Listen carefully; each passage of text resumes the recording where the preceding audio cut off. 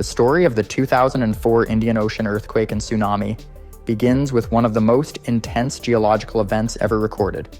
On December 26, 2004, a massive earthquake reaching a magnitude of 9.1 struck off the coast of Sumatra in Indonesia. This earthquake was not just any seismic event. It was a mega-thrust earthquake, the type that occurs at subduction zones where one tectonic plate is forced beneath another. In this case, the Indian plate was thrust beneath the Burma plate, resulting in an enormous release of energy.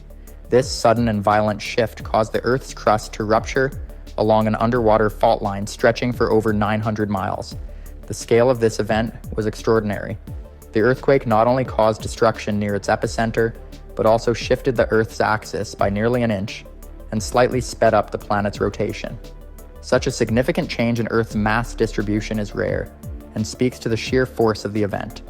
This release of tectonic energy displaced an enormous volume of seawater above the fault line, setting off a series of waves that would become the infamous Indian Ocean tsunami. Unlike ordinary waves, these tsunami waves moved with tremendous speed and were nearly undetectable on the ocean surface until they reached shallow coastal areas, where they rose to staggering heights. In the moments following the earthquake, scientists across the region began to sense its implications.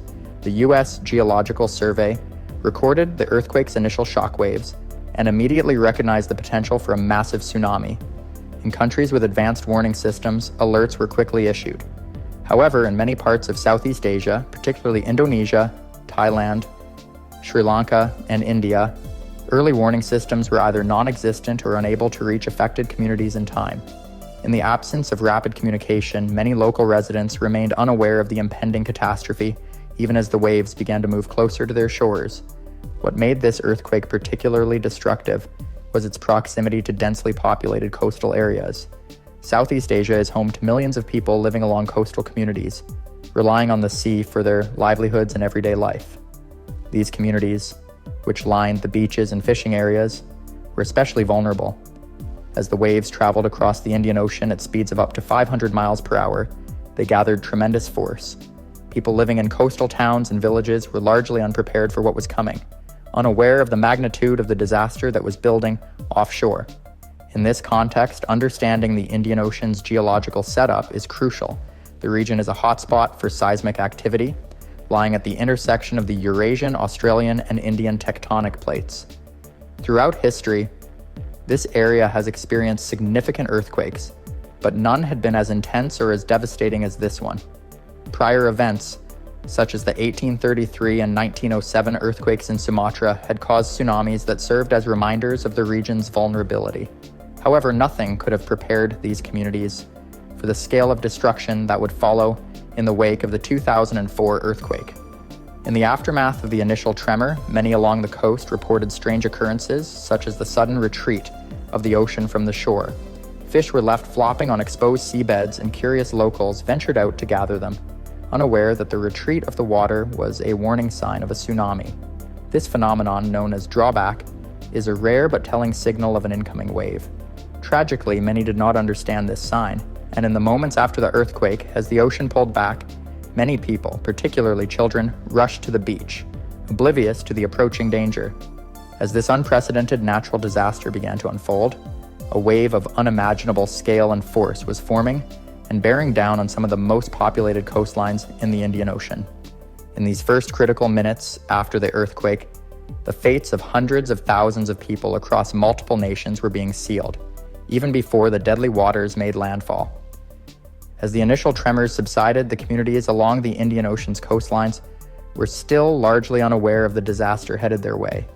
In the wake of the 9.1 magnitude earthquake off Sumatra, the displaced water from the ocean floor triggered a tsunami of unprecedented scale. Moving silently and swiftly, the tsunami waves raced across the Indian Ocean at speeds close to 500 miles per hour, essentially as fast as a jetliner, yet invisible from above the water's surface. By the time they neared land, they transformed into towering walls of water, ready to unleash devastation upon the unsuspecting coastlines. The tsunami first struck the shores of Banda Aceh, a city in Indonesia located close to the earthquake's epicenter. Within less than 30 minutes of the earthquake, the powerful waves hit with full force, crashing into the coast and obliterating everything in their path. Buildings, homes, and vehicles were swept away as the waves surged inland, consuming entire neighborhoods. People who had survived the initial shock of the earthquake suddenly found themselves confronted with a rapidly rising wall of water. Many attempted to flee to higher ground, but with little time and almost no warning, thousands of lives were lost in those first crucial moments. As the waves continued outward from Banda Aceh, they reached other parts of Southeast Asia and beyond. Thailand, renowned for its tourist beaches and coastal resorts, was next. In places like Phuket and Khao Lak, tourists and locals alike had only moments to respond as the waves began to rise. Videos captured that day show the first small surges of water rushing up the beaches, seemingly harmless as people continued to enjoy their day, unaware of the imminent danger. But in minutes, these small surges escalated into massive, unstoppable waves that inundated hotels, shops, and restaurants along the shore. The sheer force of the water overwhelmed everything, pulling people and debris out to sea. The devastation spread far beyond Southeast Asia. In Sri Lanka, approximately 1,000 miles from the earthquake's epicenter, coastal towns were suddenly hit with powerful waves several hours after the initial quake. The eastern coastline was particularly affected, with towns like Batticaloa and Ampara witnessing catastrophic damage as the ocean surged inland. Houses were flattened, infrastructure was destroyed, and countless lives were lost. Fishing communities, whose livelihoods depended on the sea, were among the hardest hit as the waves swept away boats, nets, and coastal settlements. India, located to the west of Indonesia, was also heavily impacted. In the state of Tamil Nadu, the waves struck fishing villages along the southeastern coast, while other parts of India, including Kerala and the Andaman and Nicobar Islands, faced severe destruction. In Chennai, the capital of Tamil Nadu, floodwaters surged through the streets, reaching far into urban areas that were unprepared for such an event. In the Andaman and Nicobar Islands, which lay close to the earthquake's epicenter, entire communities were left isolated as the tsunami decimated local infrastructure and cut off communication with the mainland. The waves didn't stop at South Asia. The impact of the tsunami extended across the Indian Ocean, reaching as far as the eastern coast of Africa. In Somalia, Kenya, and Tanzania, which are located thousands of miles from the earthquake's origin, the tsunami made landfall hours after the initial event, causing additional fatalities and destruction. While the impact in Africa was less severe than in Southeast Asia, the arrival of the waves was unexpected and devastating for those communities unaccustomed to such a disaster. Across the affected regions, the waves left behind unprecedented levels of destruction. Entire coastal villages were wiped out, homes and buildings were reduced to rubble, and thousands were separated from their families in the chaos. The power of the tsunami was such that it uprooted trees, overturned vehicles, and carried debris far inland. In a matter of hours, landscapes were transformed into scenes of desolation, with barely any structure left standing to mark the places that had once been vibrant communities. In this tragic moment, the resilience of the people was tested to its limits. Survivors found themselves in a sudden struggle for survival, searching for loved ones amidst the wreckage, and beginning to assess the true scale of the catastrophe. The Indian Ocean tsunami was not just a natural disaster, it was a profound human tragedy, affecting communities across multiple countries and leaving a lasting impact on the millions of lives it touched. In the days following the Indian Ocean tsunami, the full extent of the devastation began to emerge. Across the affected countries, an estimated 230,000 lives were lost, and millions of people found themselves homeless, with entire communities swept away. Survivors faced immediate challenges. Securing food, water, shelter, and medical aid became a critical priority, as local resources were overwhelmed by the unprecedented scale of the disaster. In Banda Aceh, one of the hardest hit areas, the aftermath was particularly dire. Hospitals were overrun with the injured, and makeshift shelters sprang up as survivors sought refuge from the debris-strewn landscape. Streets were lined with displaced residents who had lost everything, including family members and friends. Infrastructure had been shattered, with roads, bridges, and communication lines wiped out, making it nearly impossible to transport essential supplies. The Indonesian government, local volunteers, and international relief teams worked around the clock to provide food, water, and medical care to survivors, but the needs were overwhelming. The human impact extended well beyond the immediate loss of life and property. Families were torn apart, with many children orphaned by the disaster. In Thailand, entire communities mourned as hundreds of children were reported missing or found alone, separated from their parents. The emotional toll was immense. People who had escaped the waves struggled with grief, trauma, and shock. Schools, places of worship, and homes had been reduced to rubble, leaving survivors with not only a physical void, but a profound sense of loss. In Sri Lanka, the eastern coast had suffered extensive damage, with hundreds of fishing villages decimated. Survivors there faced unique challenges, as fishing was the main livelihood in these areas. Boats, equipment, and infrastructure essential to their work were destroyed, leaving families without a source of income and dependent on outside assistance.